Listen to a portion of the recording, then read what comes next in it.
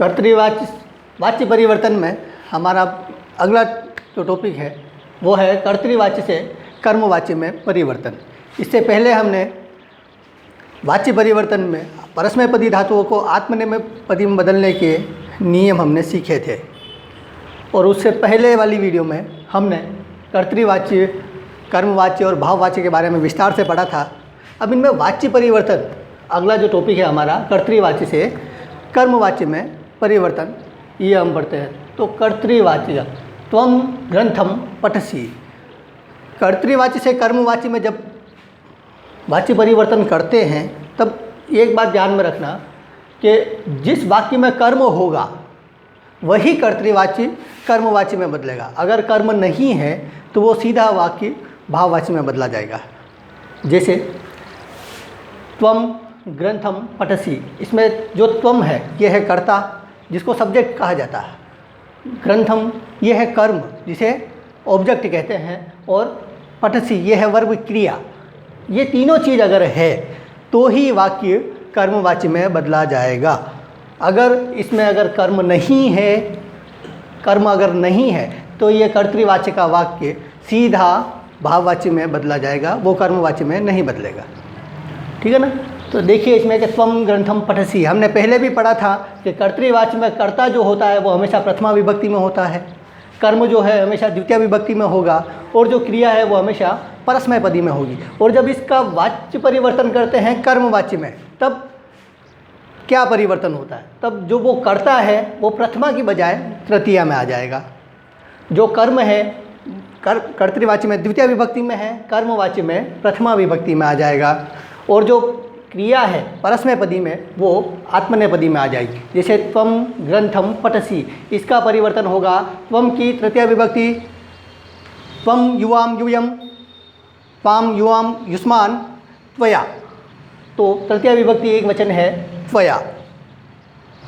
ग्रंथम इसकी प्रथमा विभक्ति होगी ग्रंथः, और पठसी इसकी आत्मनेपदी धातु बनेगी पठीयते। जैसे हमने पहले वाली वीडियो में पढ़ा था कि मूल धातु में य लगा देने पर परस्मैपदी धातु आत्मनेपदी में बदल जाती है, तो हमने वही किया है पठीयते।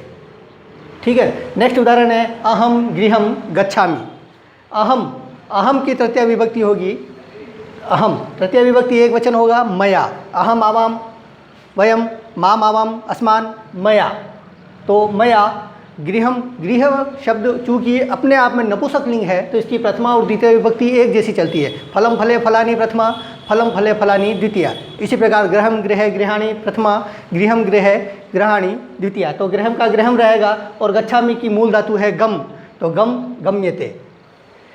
बालकः वृक्षान सिंचति। बालकः, बालक शब्द प्रथमा विभक्ति एक वचन, तृतीय विभक्ति एक वचन होगा बालकेन। वृक्षान द्वितीय विभक्ति बहुवचन है तो प्रथमा विभक्ति बहुवचन वृक्षाः सिंचयन्ते। नेक्स्ट है अहम त्वाम पश्यामि। अहम की तृतीय विभक्ति एक वचन मया, त्वाम का त्वम, पश्यामि का दृश्य। पश्यामि की मूल धातु जो होती है वो दृश्य धातु होती है, तो दृश्य धातु में हम यते लगाएंगे तो दृश्य। ठीक है ना। नेक्स्ट है अहम गृहम गच्छामि। अहम की तृतीय विभक्ति एक वचन मया, गृहम का गृहम और गम्यते, ये रहेगा। अभी कर्तृवाच्य से कर्मवाच्य में परिवर्तन हमने किया। अब अगर मान लो यूँ कहे कि कर्मवाच्य से कर्तृवाच्य में करो, इसको रिवर्सेबल कर दो, इसी का उल्टा हो जाएगा। कर्मवाच्य आपको दिया जाएगा, कहेंगे इसका कर्तृवाच्य में परिवर्तन कीजिए, तो कर्मवाच्य में जब देंगे कि त्वया ग्रंथः पठ्यते, तो जो तृतीय विभक्ति है उसको प्रथमा में करिए, त्वया का त्वम, ग्रंथः जो प्रथमा विभक्ति इसको द्वितीय में करिए ग्रंथम, और पठीयते जो आत्मनेपदी है इसको हम परस्मैपदी में बदलेंगे पठसी। समझ में आया? एक बार वापस, प्रथम जो तृतीय विभक्ति है उसको प्रथमा में, इसका जस्ट उल्टा कर देंगे हम। ठीक है कि त्वया ग्रंथः पठ्यते, तो त्वम ग्रंथम पठसी। इसी प्रकार मया गृहम गम्यते, तो अहम गृहम गच्छामि। बालकेन वृक्षः सिंच्यते, तो बालकः वृक्षान् सिंचति। मया त्वं दृश्ये, तो अहम त्वां पश्यामि, और मया गृहम गम्यते, तो अहम गृहम गच्छामि। ठीक है ना।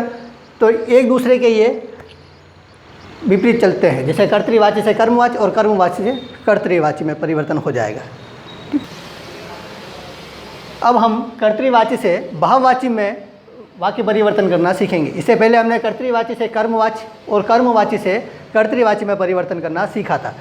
कर्तृवाची से बहुवाची में परिवर्तन।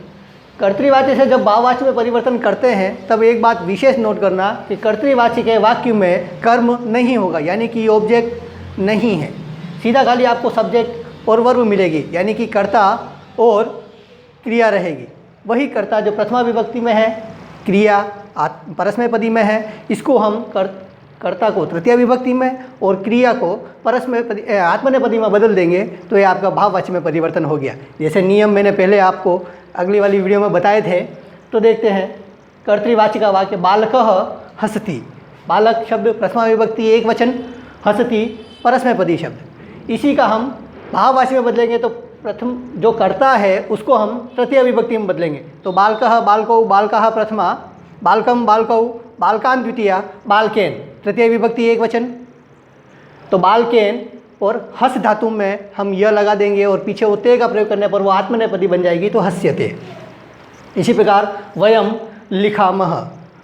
वयम अस्मत् शब्द प्रथमा विभक्ति बहुवचन है, तो यहाँ पर हमें अस्मत् शब्द तृतीय विभक्ति बहुवचन लेना पड़ेगा कि अहम आवाम वयम प्रथमा, माम आवाम अस्मान द्वितीया, मया आवाभ्याम अस्माभिः तृतीया। तो अस्माभिः लिख्यते।